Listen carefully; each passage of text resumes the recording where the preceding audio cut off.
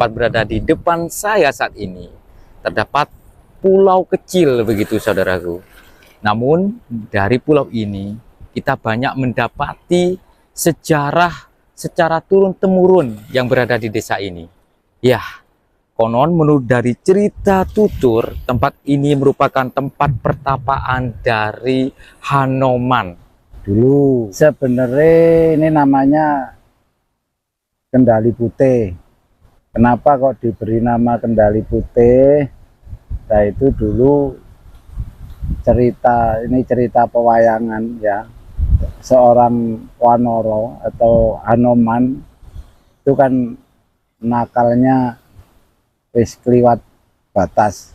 Makanya sama Sang Yang Wenang itu disuruh mengendalikan nafsunya biar bersih, makanya namanya Kendali Putih, kendalikan nafsu sampai putih. Makanya seorang Hanoman itu manut titai Sang Yang Wenang, akhirnya sampai putih kebabasan, sampai bulu-bulunya sampai putih tuh. Saya penasaran melihat keberadaan di dalam dari pulau yang kisaran 50 meter dari tempat saya berdiri saat ini. Lewat sini dulu. Nah, ini ada anak-anak kecil yang lagi bermain. Nah, lo main ya. Halo. Nah, jadi berani ya. Iya deh. Gak takut ya, gak takut tiba-tiba ada ombak begitu, gak takut. Sudah terbiasa. Oh, jadi siapa namanya ini? Fahri. Fahri. Nama panjangnya Fahri Akbar Alhamdani. Fahri Akbar Alhamdani. Fahri Akbar ini sudah tahu kapan datangnya ombak, kapan surut gitu, sudah tahu ya Pak Dik ya? Sudah, biasanya kalau surut itu jam 4, jam 3 gitu. Setelah 3. Pernah nggak tiba-tiba pas waktu bermain sama teman-teman terus ombak tiba-tiba datang gitu, pernah ngalamin gitu? Nggak pernah ya, sudah tahu waktunya begitu ya. Oke, terima kasih panggilannya Fahri. Terima kasih adik Fahri. Oke, nah itu halo. Nah, kita coba naik teman-teman, kita naik menuju ke Pulau Hanoman. Keadaan sekitar seperti ini saudaraku. Nah, seperti ini ya keadaan sekitar. Jadi untuk tamannya, fasilitas pengunjung seperti tempat duduk, tempat selfie dan sebagainya itu sudah terfasilitasi dengan baik ya saudaraku. Nah, seperti ini. Oke. Jadi di gerbang ini kita sudah disuguhkan dengan dua gambar relief begitu saudaraku. Di sini kita dapati Hanoman ya. Nah, seperti ini visualisasi dari Hanoman. Jadi Hanoman itu adalah sosok kera begitu, namun berwajah manusia yang mirip kera begitu saudaraku ya. Dia membawa godo atau pentung ya, dan satu tongkat sepertinya yang dipanggul begitu di bahunya, dan menggunakan atau memakai mahkota. Nah, seperti ini. Terus di satunya lagi ini dengan ekspresi yang berbeda, seakan memunculkan suatu kemarahan ya. Nah, seperti ingin menyerang sesuatu begitu ya. Jadi pentungnya ya ataupun godonya ini diangkat begitu ya, dan membawa tongkat juga. Oke, kita masuk saudaraku. Bismillah. Selamat. Assalamualaikum ya gaib. Rahayu, rahayu, rahayu. Oke. Nah, ini yang dinamakan dengan jembatan panjang. Ya, karena memang jembatannya panjang begitu ya. Mungkin ada 100 meter ya. Kisaran kurang lebih seperti itu. Dan di kanan kiri dari jembatan ini ada pagar pembatas ya, dengan menggunakan semacam pilar-pilar begitu ya saudaraku. Nah, pilar-pilar seperti ini. Nah, seperti itu. Jadi jembatan ini merupakan akses untuk menuju ke Pulau Hanoman dan dibangun di atas laut. Masya Allah, seperti itu ya. Kalau dilihat dari atas ya, bening, bahkan batu-batu karang di bawahnya itu kelihatan begitu. Saking beningnya dari air laut ini. Nah, itu ada orang yang lagi mancing. Oh, ada yang lagi mancing ya. Wih, Masya Allah, bening. Seperti itu ya saudaraku. Oke, kita lanjutkan. Nah, ternyata di bagian barat ya, sisi barat pantai ini ya, ini ternyata putus ya, putus dengan tebing itu. Nah, jadi di situ ada tebing yang menjorok ke laut, saudaraku. Nah, bisa dilihat itu ada hempasan ombak yang cukup besar. Ini sudah di kisaran jam 2 siang ya, sudah menjelang sore, dan kita sudah hampir sampai kepada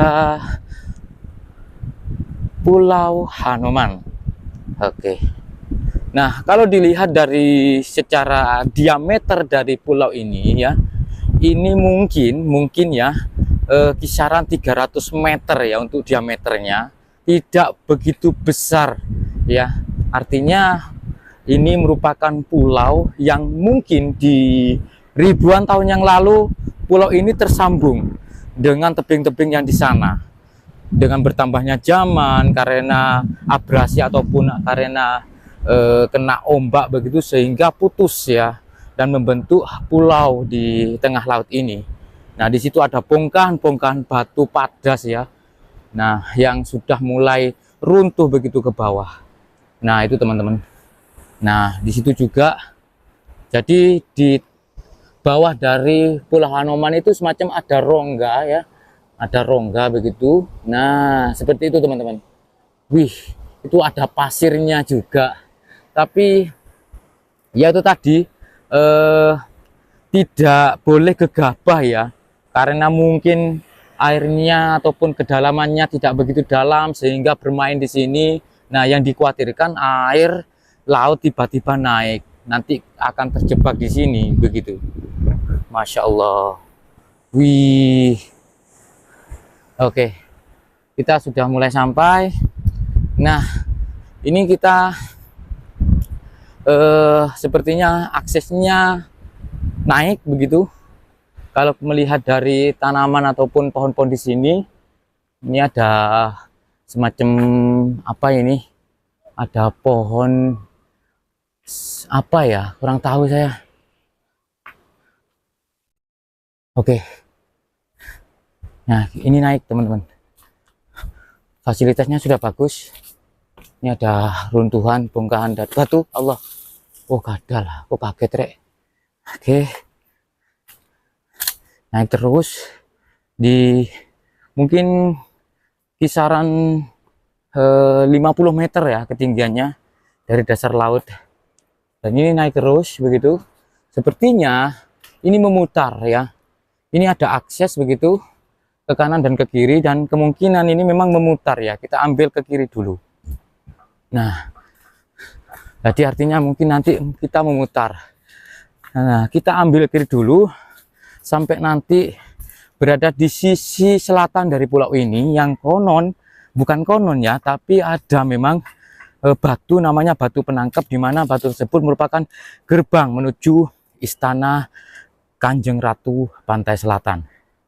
Oke, ini ada semacam pendopo untuk istirahat ya bagi pengunjung yang mungkin membawa makanan, makan-makan bersama keluarga di sini dengan menikmati suasana laut. Nah, kalau kita berada di atas ini, kita akan bisa melihat, Masya Allah, seperti itu pemandangannya ya. Wih, Masya Allah, luar biasa. Wih, nah pulau inilah yang dinamakan Pulau Hanoman. Jadi Pulau Hanoman itu diambil dari cerita pewayangan ya. Di pulau ini ada sosok kera ya, yang ditugaskan ya, diberi amanah untuk menyempurnakan sifat ya, membuang sifat jelek begitu, sampai dia benar-benar mempunyai sifat yang benar-benar baik. Artinya secara simbol begitu, membuang warna hitam sampai dia benar-benar putih. Nah, saking benar-benar amanahnya begitu ya, saking amanahnya beliau bertapa di sini begitu, dan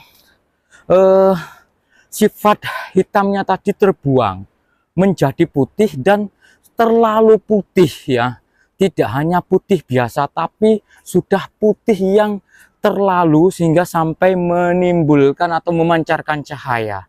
Nah, dari situlah dia berubah begitu, sehingga dinamakan Hanoman ya. Kalau istilah Jawa itu ketek putih. Nah, begitu saudaraku. Ini ada tulisan Hanoman Beach. Nah, pantai Hanoman. Oke. Di sini kalian kalau datang ke sini bisa selfie-selfie. Nah, sambil menikmati suasana di Desa Sumber Bening, Kecamatan Bantur, Kabupaten Malang, Provinsi Jawa Timur. Masya Allah. Oke, saya akan lanjutkan. Ada apa saja sebetulnya yang berada di dalam dari pulau yang tidak begitu besar ini ya. Secara ukuran pulau pada umumnya ini kecil, teman-teman. Nah, ini tanaman liar begitu yang tumbuh seperti ini. Oke, seperti pandan alas ya, kalau tidak salah ini. Ini mungkin daunnya yang biasa dibuat tikar begitu, teman-teman. Ini pandan alas atau pandan hutan. Oke. Nah, di sini kalian mendapati beberapa jenis tanaman. Terus apakah ada begitu yang menandakan bahwa ini memang benar-benar berkaitan dengan Hanoman ya, ketek putih. Oke, kita coba lihat teman-teman. Nah, ngikutin jalur ini sepertinya memang benar-benar memutar, dan saya saat ini sudah di ketinggian kisaran 30 meter mungkin dari laut. Nah, di sini teman-teman kita dapatkan lagi ya semacam stand begitu yang dikhususkan untuk berfoto ataupun selfie. Nah, itu ada bongkahan begitu ya, ada batu besar di tengah-tengah dari laut ini. Masya Allah. Wih, pemandangannya saudaraku. Kita akan lanjutkan mengelilingi begitu Pulau Hanoman ya saudaraku. Jadi inilah yang dinamakan Pulau Hanoman.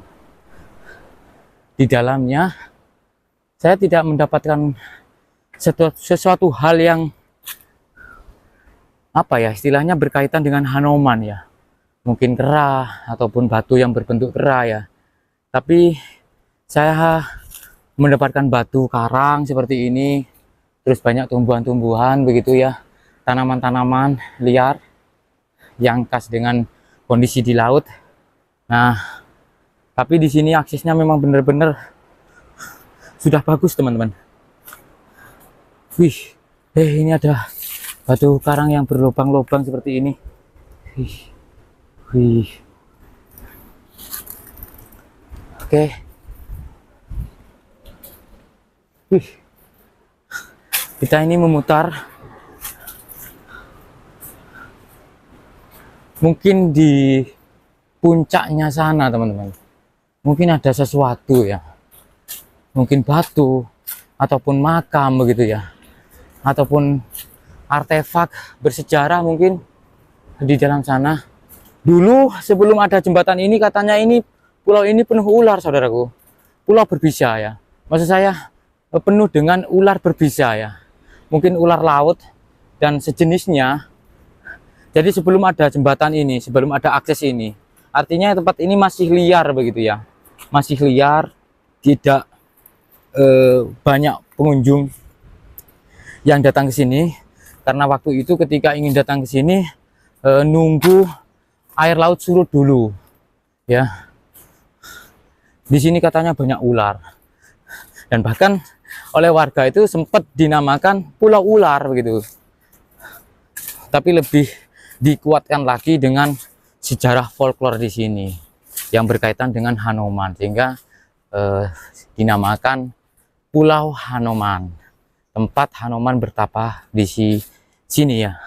Pulau Hanoman bertapa. Masya Allah.